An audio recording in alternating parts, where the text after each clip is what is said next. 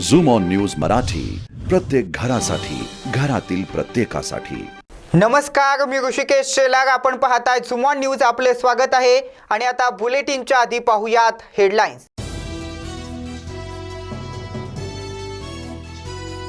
शनिवार दप्तरा विनाशाळा उपक्रम। भागीतवाडी येथे आज दप्तरा विनाशाळा।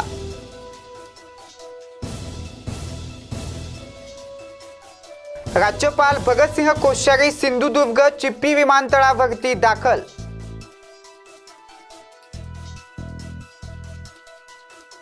नियमांच्या बाहेर जाऊन या सरकारमध्ये काहीही होणार नाही, उपमुख्यमंत्री देवेंद्र फडणवीस यांचं विधान।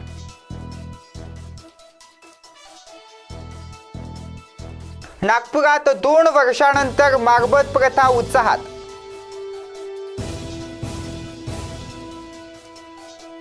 आगामी गणेश उत्सवासाठी खरेदी करण्यासाठी लोकांमध्ये हर्ष प्रवाह।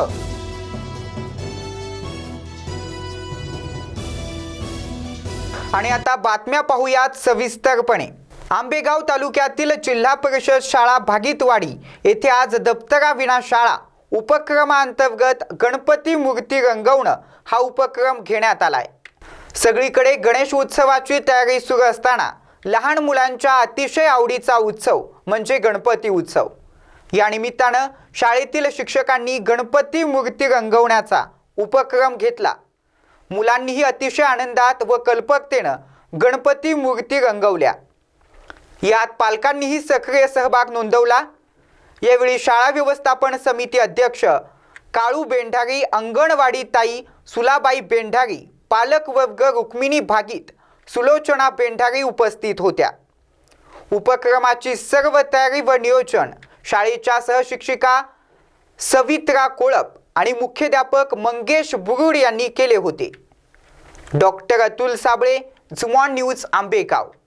महाराष्ट्र राज्याचे राज्यपाल भगतसिंह कोश्यारी यांचं आज सकाळी 10:30 वाजता चिपी विमानतळ येथे आगमन झालं।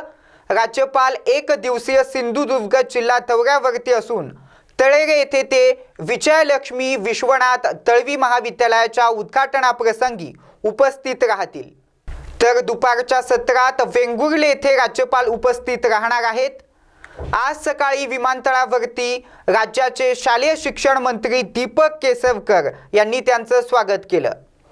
त्यावेळी सिंधुदुर्ग जिल्ह्याच्या जिल्हाधिकारी के मंजुलक्ष्मी, पोलीस अधीक्षक डॉक्टर राजेंद्र दाभाडे, मुख्य कार्यकारी अधिकारी प्रचित नायर आदी उपस्थित होते।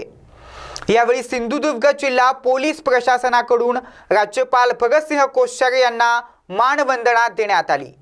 नियमाच्या बाहेर जाऊन या सरकारमध्ये काहीही होणार नाही, असं विधान उपमुख्यमंत्री देवेंद्र फडणवीस यांनी केलं आहे। जे नियमात आहे ते होईल, नियमांच्या बाहेर जाऊन या सरकारमध्ये काहीही होणार नाही।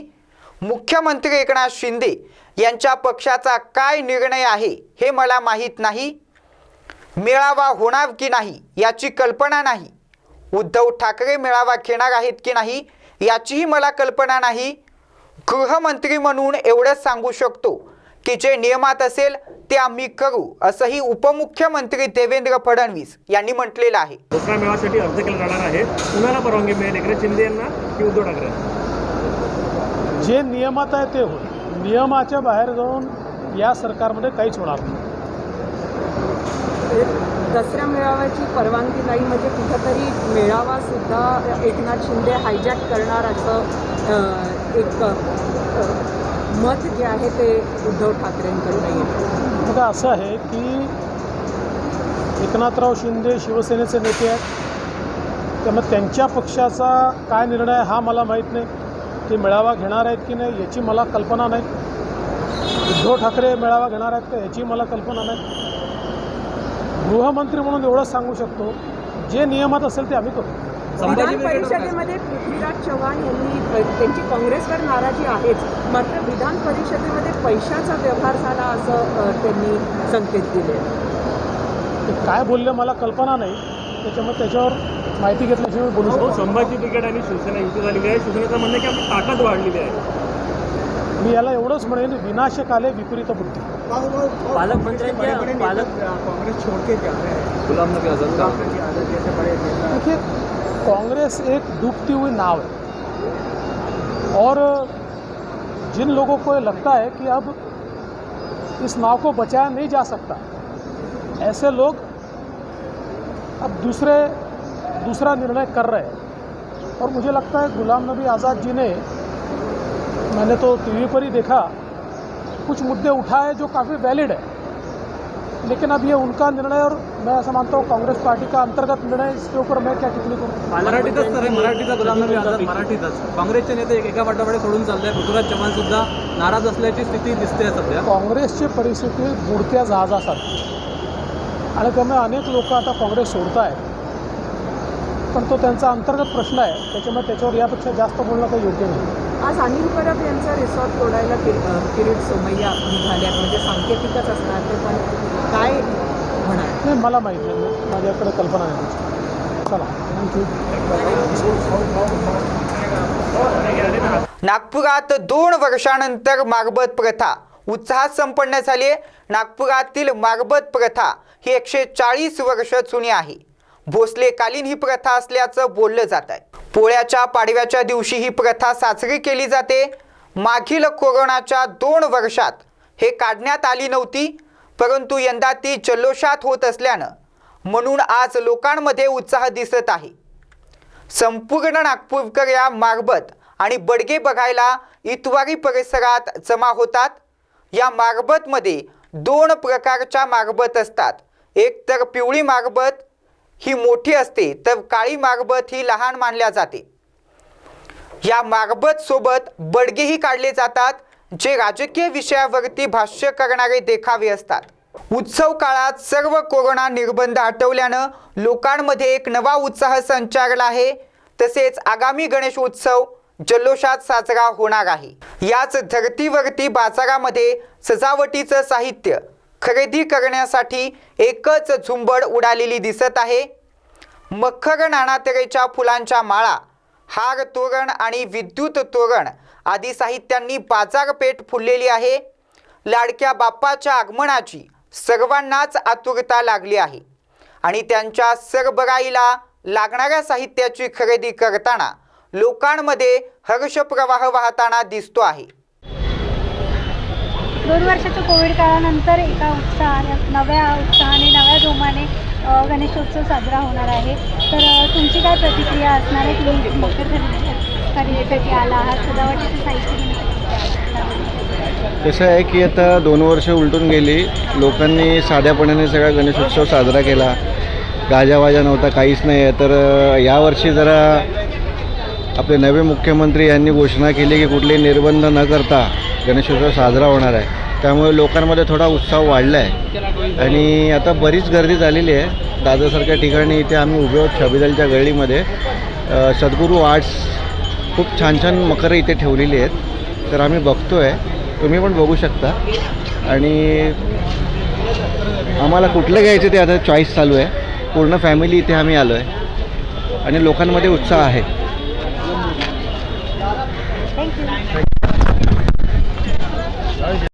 कोविड काळानंतर आता निर्बंध शिथिल झाल्यावर गणेशोत्सव नव्या उत्साहाने नव्या जोमाने साजरा होणार आहे. तुमची काय प्रतिक्रिया असणार? प्रतिक्रिया म्हणजे बाप्पांच्या आगमनासाठी या 2 वर्षापासून आम्ही आतुरतेने वाट पाहत आहोत.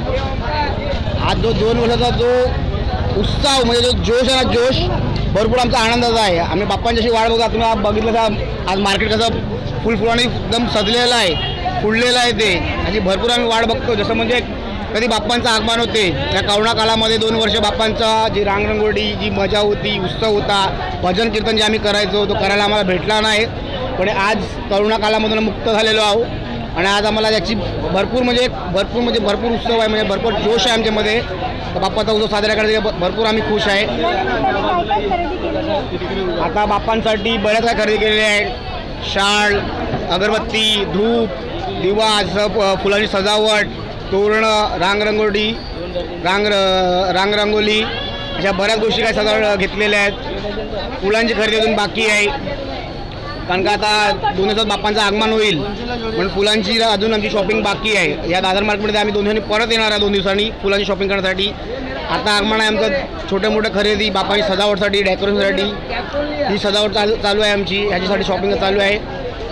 आणि याच्यामध्ये आम्हाला भरपूर उत्सव आहे आणि भरपूर आम्ही खूप एकदम खुश आहेत. कुठल्या जोर दाखवणार आहे? 2 वर्षाच्या कोविड काळानंतर आता उत्साहाने गणेशोत्सव साजरा होतोय. तर मकर खरेदीसाठी कसा प्रतिसाद आहे लोकांचा? यावर्षी तर ठीक आहे, तरी पण म्हणजे आता यावर्षी सगळ्या नवीन नवीन मकर निघाले आहेत.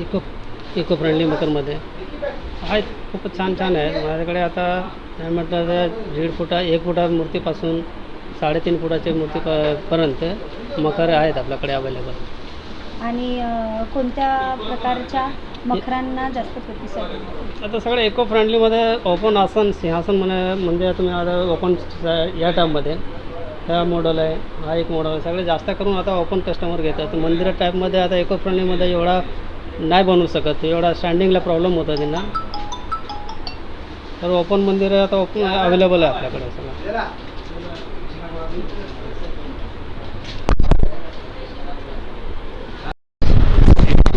त्यावेळी गणेशोत्सवाचा वेगळा उत्साह आहे. 2 वर्षानंतर गणेशोत्सव उत्साहाने साजरा होतो आहे. तर तुम्ही खरेदी करण्यासाठी आला आहात, तुम्ही बाजारात पण खूप मोठी गर्दी दिसते. तर एकंदरीत तुमची काय प्रतिक्रिया असते? उत्साह तर आहेच, पण सगळे नियम पाळून, जसे सरकारने काय काय गोष्टी जरी शिथिल केल्या असल्या तरी सगळी जबाबदारी आपल्यावर. पण आपण किती नियम पाळायचे आणि किती मोकाट सुटायचं ते त्या गोष्टीचा विचार करून केले पाहिजे. महागाई वाढली आहे तरी पण खरेदी करतायतच लोक, त्यामुळे खरेदी करताना कळत नाही का महागाई नक्की वाढली की नाही. लोकांचा उत्साह दिसतोय.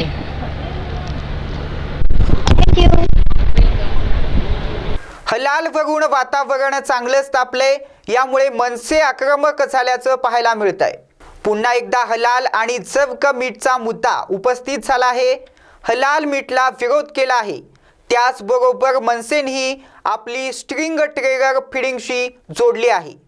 मनसेचे म्हणणे आहे की यामुळे हिंदूंच्या उपजीविकेवरती आणि महसुलावरती प्रचंड परिणाम झाला आहे. लोगों के साथ जब हम मिलते हैं, हमारा जो मेंबरशिप ड्राइव था, उस ड्राइव में बहुत सारे हिंदू व्यापारी है और ये वाल्मीकि समाज के लोग हैं, खाटी के लोग हैं. उन्होंने हमें ये उनकी जो दिक्कतें हैं वो बताई, तभी हम उसमें डीपली स्टडी किया तो हमें ये पता चला, तो हम लोगों ने ये मुद्दा ले लिया. उसमें क्या है, पहले क्यों नहीं लिया, अभी क्यों नहीं, ये मायने नहीं रखता है ना. सर, आपने जिस तरह से टेरर फंडिंग की बात, केदार सर, आपने जिस तरह से टेरर फंडिंग की बात की, क्या आप मांग करेंगे इस पे एजेंसी भी आके जांच करे कि क्या? सुनो, आगे चल के मैं वही बोला, हमारे कुछ स्टेप्स हम लोगों ने तय किए है. एक बार ये होने के बाद कंपनीज को लेटर वगैरह ये जो हमारी जो सब स्टेप्स है, उसके बाद हम प्राइम मिनिस्टर ऑफिस को भी लेटर देने वाले हैं कि भाई ये पैसा ये लोग इकट्ठा कर रहे हैं, तो कर रहे तो उसका ऑडिट तो होना चाहिए. तो कहाँ से आता है, कहाँ जाता है, उसकी जांच होने से, इंक्वायरी लगाओ, ये सब हम लोग करने वाले हैं. और रहा आपका मुद्दा बेरोजगारी से, हर मार्केट में जिधर जिधर ये कटिंग होता है, अगर हलाल का मीट ही कट होता है तो उधर मुस्लिम ही लगता है, तो मुस्लिम कसाई उधर काट सकते हैं. तो झटका मीट काटने वाले जो वाल्मीकि समाज के लोग हैं, खाटिक समाज के लोग हैं, वो तो बेरोजगार हो गए ऑलरेडी. तो उनको रोजगार मिलना चाहिए. इसके लिए झटका काउंटर चालू होने चाहिए, तो उनको रोजगार मिलेगा. और इसीलिए हम लोग महाराष्ट्र नवनिर्माण व्यापारी सेना उसमें इनिशिएटिव ले रही है. आगे चल के हम लोग झटका काउंटर की चेन खड़ी करने वाले हैं, जहाँ से लोगों को हम बोलेंगे कि हलाल मत लो, झटका लो, लेकिन झटका भी अवेलेबल मार्केट में होना चाहिए. वो अवेलेबिलिटी भी लोगों को देने की हमारी तैयारी चालू है. मोटारसायकलनं भाजप प्रदेशाध्यक्ष चंद्रशेखर बावनकुळे सध्या पोहोचलेले आहेत मारबत पूजेला. या दिवशी लाखो नागरिक काळी मारबत आणि पिवळी मारबत अशा प्रकारच्या 2 मारबत काढल्या जातात. आदिवासी समाजानं ही मारबत सुरू केली आहे. भाजप प्रदेशाध्यक्ष चंद्रशेखर बावनकुळे यांनी मारबत पूजन केलं. नागपुरातील मारबत चौकात 137 वर्षांची परंपरा असलेल्या मारबतची पूजा त्यांनी केली.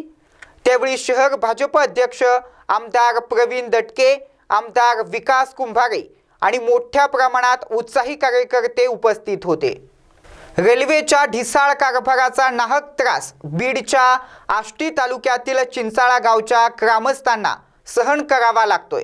रेल्वे प्रशासनानं भरावाच्या कडीनं नाली काढणं अपेक्षित होतं. मात्र हे काम जैसे थे तसेच आहे. आता पावसाळ्यात या ठिकाणचं सर्व पाणी गावात शिरत आहे. परिणामी मागील महिनाभरापासून खरीपाची पिकं पाण्यात आहेत.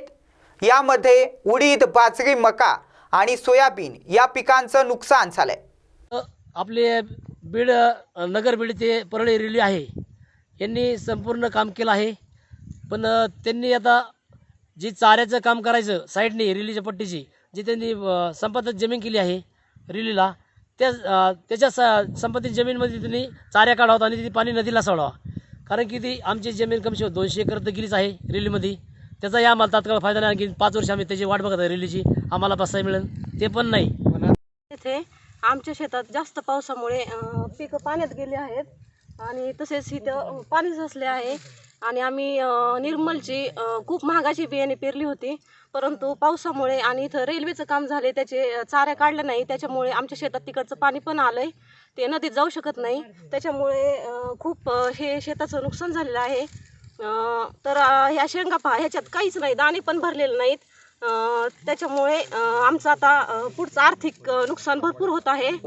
तर खूप काही ताराने यासाठी काहीतरी पंचनामे करून कृपया तलाठी साहेबांना बोलून पंचनामे करून आम्हाला काही सरकारी मदत करावी अशी माझी सरकारला विनंती आहे. आणलं मागाचं, पेरलं, पाळ्या घातल्या एकात आणि खुरपिलं, खुरपून काढलं, फवारलं, त्याला खत घातलं आणि खायच्या टायमाला आम्हाला पाऊस आला आणि रेलीच्या पाण्यामुळे आमची नुकसान झाली.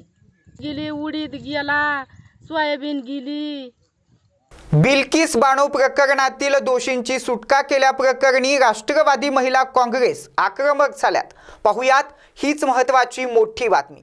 बिल्किस बानो सामूहिक बलात्कार आणि सामूहिक हत्याकांडातील दोषींना शिक्षा माफी देण्याच्या गुजरात सरकारच्या निर्णयाविरोधात राष्ट्रवादी महिला काँग्रेसच्या वतीनं आज कळवा येथे जोरदार निदर्शनं करण्यात आली. सन 2002 मध्ये गुजरात दंगलीस बिल्किस बानो या 6 महिन्याच्या गर्भवती महिलेवरती सामूहिक अत्याचार करण्यात आला होता. तसेच तिच्या 3 वर्षांच्या मुलीसह कुटुंबातील सर्व सदस्यांना ठार मारण्यात आले होते. या प्रकरणी अटक करण्यात आलेल्या 11 जणांवरती मुंबई उच्च न्यायालयात खटला दाखल करण्यात आलेला आहे. नाही, नाराजगी म्हणजे खूपच भयंकर आहे आणि काय फारसं चांगलं लक्षण नाही आहे कुठल्याही लोकशाही देशासाठी. आत्ताच मागून कोणीतरी म्हणालं की ज्या वेळेला संजय राठोडांवर फक्त आरोप झाले होते ते सिद्धही नव्हते झाले, तेव्हा BJPतल्या सगळ्या महिला पदाधिकारी म्हणा किंवा त्यांच्या ज्या सगळ्या महिलांनी गळे काढले होते संजय राठोडांच्या विरोधात. आणि आज जेव्हा इतकं घाणेरडं कृत्य, माणुसकीला काळीमा लावणारं कृत्य करणाऱ्या 11 आरोपींना अचानक जेव्हा सरकार सोडून देते, न्यायालयाने जन्मठेप सुनावली असताना, तेव्हा हे सगळे मूग गिळून गप्प आहेत. मला वाटतं एक नागरिक म्हणून प्रथम, एक महिला म्हणून आणि एक माणूस म्हणून कोणालाही ह्याचं वाईट वाटलं पाहिजे. आणि हे काय फार चांगला ट्रेंड नाही आहे. काल हे बिल्किस बानोवर झालं, उद्या कोणावरही होऊ शकतं. तुमचा निषेध कशाप्रकारे पाठीशी अजून कशाप्रकारे? बिल्किस बानोच्या पाठीशी कालच CJI रमण्णांनी कालच दोन्ही सरकारला नोटिसेस पाठवल्या आहेत. केंद्र सरकारला पण पाठवल्यात आणि गुजरात सरकारला पण पाठवल्यात. पण आणि आत्ता पण जे काही एकंदरीतच आपल्या लोकशाहीची, त्याच्या 4 स्तंभांची म्हणा, जी काही लक्तरं निघत आहेत त्या हिशोबाने आपण फक्त आशाच करू शकतो की ह्या नोटिसेस ज्या आहेत त्या बिल्किस बानोला न्याय देतील. आणि आपण सगळेजण अभिमानाने, आपल्या बाहेरच्या देशांमध्ये देखील काही फारसं चांगलं वातावरण नाही आहे आता सध्याच्या एकंदरीतच जे काय चाललं आहे आपल्या देशात त्याबद्दल. आणि एक नागरिक म्हणून आम्हाला ह्या गोष्टीचं खूप वाईट वाटतं. माफी रद्द करण्याचं राष्ट्रवादीची मागणी हीच आहे की त्यांना परत जेलमध्ये टाका आणि त्यांना त्यांची शिक्षा भोगू द्या. साक्री तालुक्यात यावर्षी समाधानकारक पाऊस झाल्यानं शेतकरी राजा सुखावलाय. साक्री शहरासह तालुक्यातील ग्रामीण भागात बैलपोळा सण मोठ्या उत्साहानं साजरा करण्यात आलाय. उभगांडी गावातही हा सण जल्लोषात साजरा करण्यात आलाय. ग्रामीण भागात तर या सणाला वेगळंच महत्त्व आहे. या दिवशी सरच्या राजाच्या शिंगेला रंग लावण्यात येतो. त्यांना विविध अलंकार परिधान करून सजवण्यात येतं. यावेळी शेतकरी सरच्या राजासह हनुमान मंदिराला जातात व देवाला श्रीफळ फोडून सुख समृद्धीचं दान मागतात व सरच्या राजाची मंदिराभोवती प्रदक्षिणा घालण्यात येते व संपूर्ण गावातून मिरवणूक काढण्यात येते। यावेळी सरच्या राजाला खरोखरी जाऊन महिला सरच्या राजाचे पूजन करतात व खीर पुरणपोळीचा नैवेद्य फरवण्यात येतो। कल्पेश मिस्त्री, झुमॉन न्यूज मराठी, धुळे। बुलेटिनच्या शेवटी पुन्हा एकदा पाहूयात हेडलाईन्स।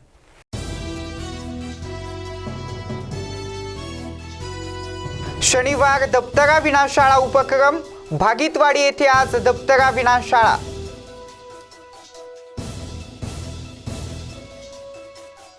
राज्यपाल भगतसिंह कोश्यारी सिंधुदुर्ग चिपी विमानतळावरती दाखल।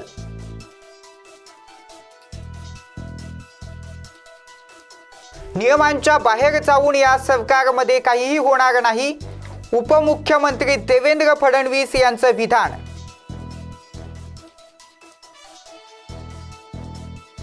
नागपुरात 2 वर्षानंतर मारबत प्रथा उत्साहात।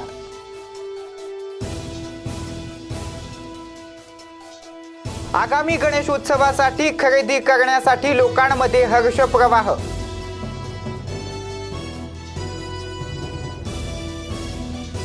यासह बुलेटिनमध्ये वेळ झाली इथेच थांबण्याची। तोपर्यंत पाहत रहा Zoom on news Marathi. Zoom on news Marathi, प्रत्येक घरासाठी, घरातील प्रत्येकासाठी।